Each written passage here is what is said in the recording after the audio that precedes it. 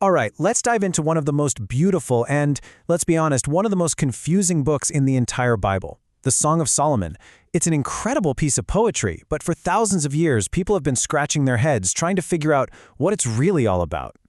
You see, for most of history, you were basically given two choices. Is it a really passionate, even erotic poem that's just celebrating human love?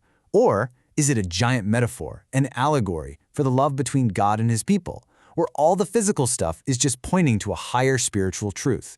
Now, both of those views have a point, but you can't help but feel like they're both missing something important. But what if that's a false choice? What if there's a third key? A different way of looking at it that doesn't throw the other ideas out, but actually makes them richer by putting us back into the world of the original audience. A key that unlocks a meaning that is way bigger and way more cosmic than we ever thought. And that key is something scholars call the divine counsel worldview.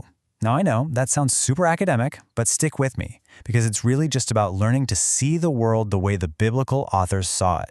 So what is it? Well, the divine counsel worldview is the basic belief that the cosmos is not empty.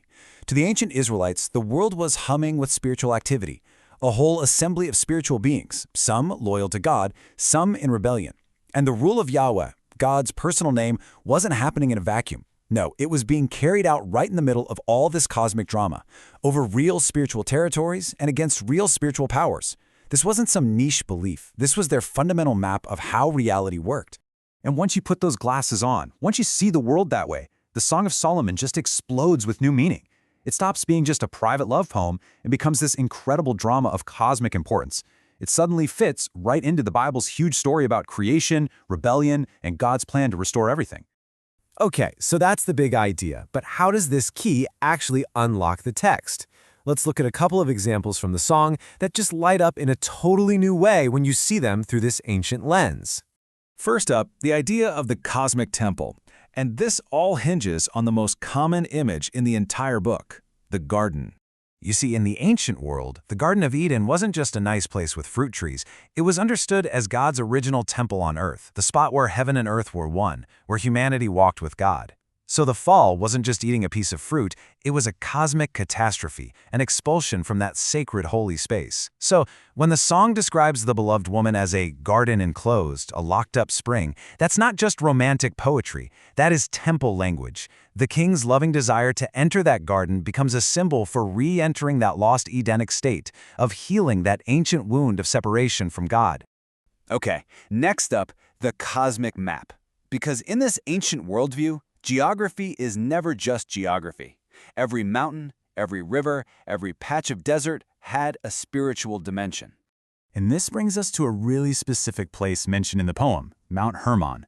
Now, for us, that's just a mountain. But in ancient traditions, oh man, it was infamous. This was ground zero for cosmic rebellion. It was thought to be the place where the rebellious sons of God from Genesis 6 came down to corrupt humanity. It was a place linked with spiritual evil and twisted sexuality. So when the king in the song calls to his beloved to come away from the peaks of Hermon, that's not just a change of scenery, it's a theological rescue mission. He is literally reclaiming her from a territory of spiritual corruption, calling her back into the safety and holiness of God's design. And that act of reclamation wasn't just about location, it was about the very meaning of sex and love. All of Israel's neighbors had these sacred marriage rituals. They were transactional, often involving cultic prostitution, all designed to get the gods to give them good harvests. The Song of Solomon stands up and screams, no! It's a radical argument against that whole system. It reclaims sexuality for God. It says love isn't a transaction to get something from the gods, it's a gift from the Creator himself. It's not a public ritual, it's a deeply personal, exclusive love that actually mirrors God's own faithful love for his people. And all of this builds to the absolute climax of the song, where this intimate, personal love story suddenly takes on its full, breathtaking, cosmic weight. Just listen to this.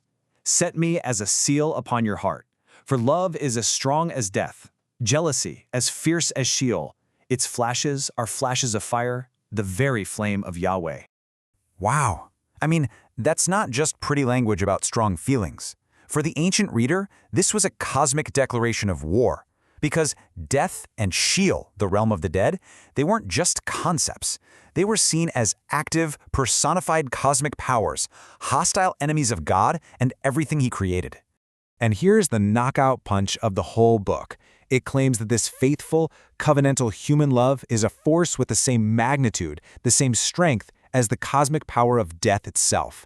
It's a human reflection of God's own unstoppable power. It is a way of participating in the very fire of God that pushes back against chaos and decay. This love, this human love, is a sneak peek, a preview of God's ultimate victory, when he will finally defeat all the powers that try to unmake his good world.